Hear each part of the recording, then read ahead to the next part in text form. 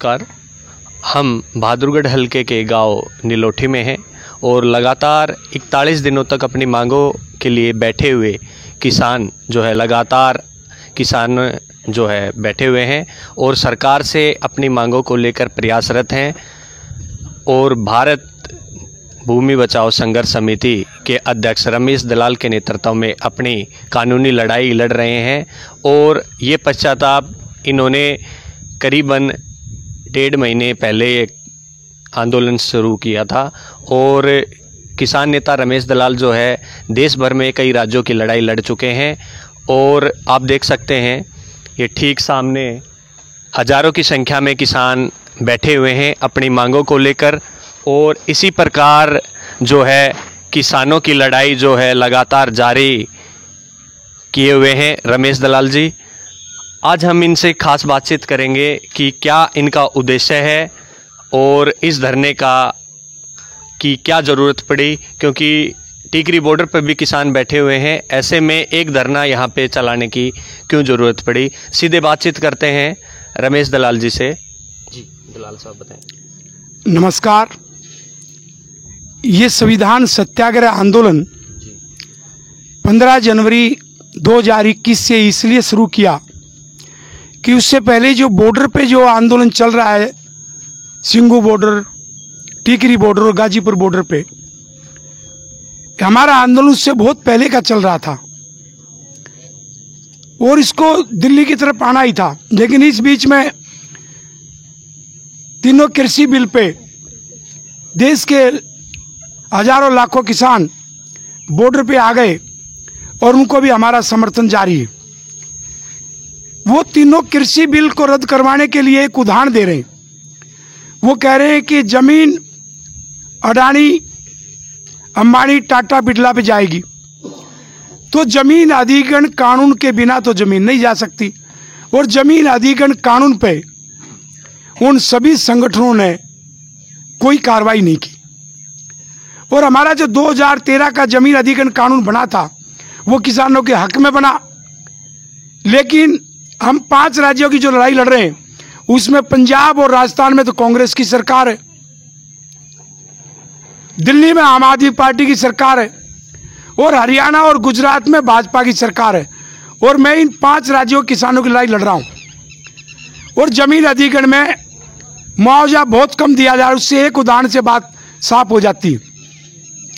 जहां दिल्ली और गुजरात में 4 गुना मुआवजा बाजार मूल्य का, वहाँ हरियाणा, राजस्थान, पंजाब में 2.5 गुना मुआवजा, तो 1.5 गुना का तो यही 5 राज्यों में अंतर है। उसके बाद जो बाजार मूल्य है इन 5 राज्यों का तय नहीं किया। दिल्ली का बाजार मूल्य का उदाहरण दूं, केजरीवाल जी झूठ बोलते हैं।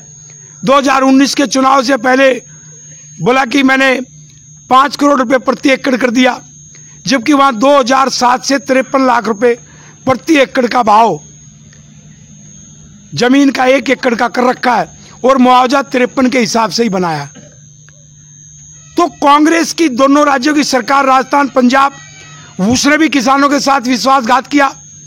केजरीवाल ने दिल्ली में विश्वासघात किया और भारतीय जनता पार्टी तो हमें मार ही रही। तो जो बॉर्डर पे बैठे हुए, अच्छा होता यदि इस मुद्दे का भी वो शामिल करते। क्या मुद्दे हैं सर आपके?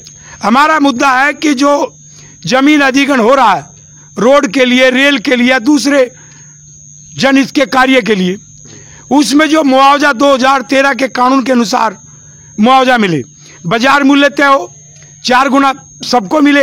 एक राज्य में 4 गुना, एक में 2.5 गुना, एक में 2 गुना, और वो भी सारे भारत सरकार के प्रोजेक्ट जिसको संविधान इजाजत नहीं देता। और तीसरा, हमारे बीच में कल्लाराम किसान बैठे ही इधर, प्रधानमंत्री जी की मन की बात प्रोग्राम में प्रधानमंत्री की बात इसी कल्लाराम किसान से हुई थी, जालोर राजस्थान का है। तो प्रधानमंत्री ने हमारे से वादा किया जमीन अधिग्रहण पे कि उपजाऊ भूमि नहीं ली जाएगी और जितने भी ये रोड निकाल रहे हैं, अमृतसर कटरा एक्सप्रेस दिल्ली से जो शुरू होगा नीलोठी गांव से, वो ग्रीन फील्ड से निकाल दिया जिसमें 3-3 फसल होती हैं। 2013 के कानून में फूड सिक्योरिटी का प्रोविजन है कि उपजाऊ भूमि को नहीं छेड़ना। तो पहले के रोड को चौड़ा करके भी रोड निकाला जा सकता था। उसमें जहाँ 1 एकड़ जमीन एवरेज में अधिग्रहण करनी पड़ती, नए में 5 एकड़। तो इसलिए प्रधानमंत्री को हम याद दिलाना चाहते हैं, आपका वायदा कहाँ है। और नितिन गडकरी ने तो कानून का घोर उल्लंघन करके ये मुआवजे बनवा रहा है। और जो वो मुआवजे बनवा रहा है उसमें कानून में लिखा हुआ है कि कोई किसानों को कम देगा तो उसकी 3 साल तक सजा हो सकती है।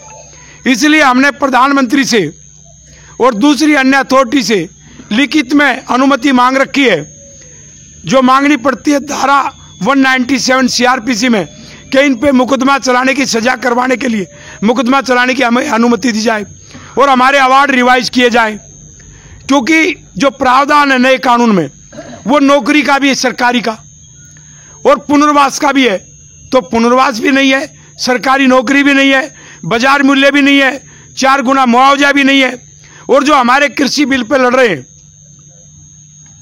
उसमें सारी राजनीतिक पार्टियां जा रही हैं, विशेष तौर पे गाजीपुर बॉर्डर पे। मैं पंजाब के किसानों का धन्यवाद करता हूं, टिकरी बॉर्डर पे और सिंघू बॉर्डर पे किसी नेता को नहीं जाने दिया, लेकिन गाजीपुर बॉर्डर पे सारे नेता पहुंच रहे हैं। तो राजनीतिक पार्टियां उनको इसलिए समर्थन दे रही है, कहीं न कहीं वो सत्ता प्राप्ति चाहते हैं। राहुल गांधी प्रधानमंत्री बनना चाहता है, हमारा मुख्यमंत्री केजरीवाल दिल्ली का प्रधानमंत्री बनना चाहता है, इसलिए वो समर्थन करते हैं। जहां हमने सारे नेताओं की कमी पकड़ ली, वही विश्वासघात केजरीवाल ने किया और वही विश्वासघात कांग्रेस ने किया। तो हमारे समर्थन में नहीं बोलेंगे, क्योंकि वो किसानों के हित में नहीं खड़े। कोई देश का किसान गलत फहमी में न रहे कि विपक्ष उनकी मदद में है। विपक्ष तो कुर्सी के लिए तड़प रहा है और प्रधानमंत्री भी कुर्सी के लिए तड़प रहा है, तो आगे उसी की रहे, इसलिए सारी गलती कर रहे हैं। हमारा आंदोलन पूर्ण रूप से गैर राजनीतिक है, आखिर तक गैर राजनीतिक रहेगा। और कृषि बिल के ऊपर उन्होंने हमारा भले ही समर्थन नहीं किया, लेकिन पहले दिन से हम उनका समर्थन करते हैं और उनका साथ भी देंगे। और कृषि बिल तीनों रद्द होने चाहिए।